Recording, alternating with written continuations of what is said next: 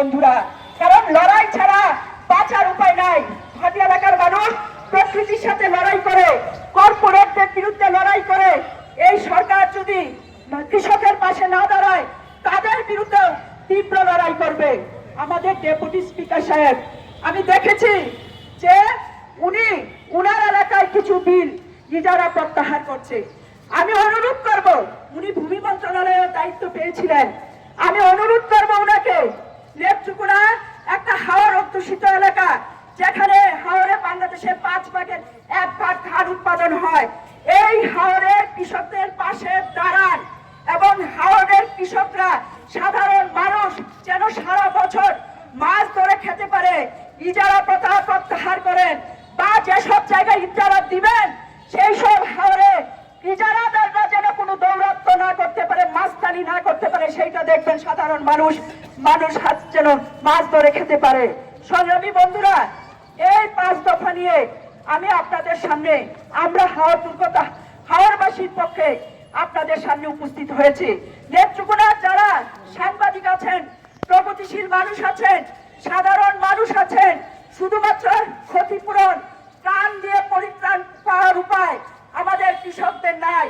তাই কৃষকদের যে দাবি, যে 5 দফা দাবি এইখানে আমরা লিখেছি, যে আজকে বিআইডিসির যে বিআইডিসি যে কাজটা করেছে তার বিচার বিভাগীয় তদন্ত করতে হবে, ঋণ সকল ধরনের ঋণ মওকুফ করতে হবে, ইজারা প্রথা বাতিল করতে হবে। এই 3টা দাবি সহ আমাদের যে দাবি, সেই দাবিগুলো যেন আপনারা নিশ্চিত করেন এবং নিশ্চিত করার জন্য প্রশাসন সহ এই সরকারকে চাপ প্রয়োগ করবেন।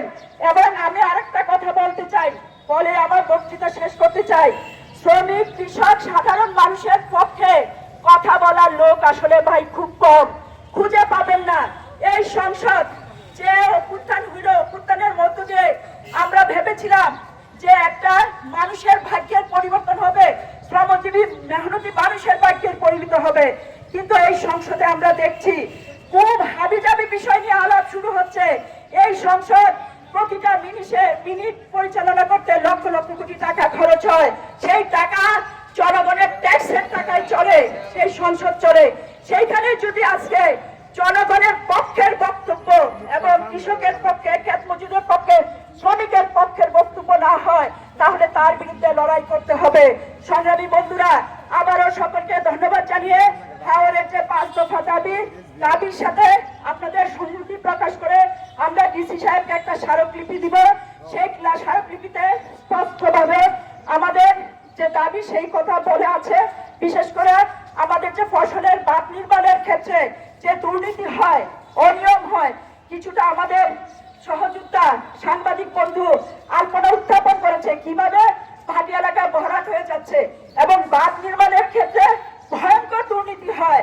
এবং সেই দুর্নীতির সাথে শুধুমাত্র পানি উন্নয়ন বোর্ডের কর্মকর্তা না, সকল রাজনৈতিক যে যখন ক্ষমতায় থাকে সেই সব রাজনৈতিক দলের লোকজনও সেই দুর্নীতির সাথে যুক্ত থাকে। সংগ্রামী বন্ধুরা, তাই আমরা বলতে চাই, আজকের এই পরিস্থিতিতে দাঁড়িয়ে এই 5 দফা দাবি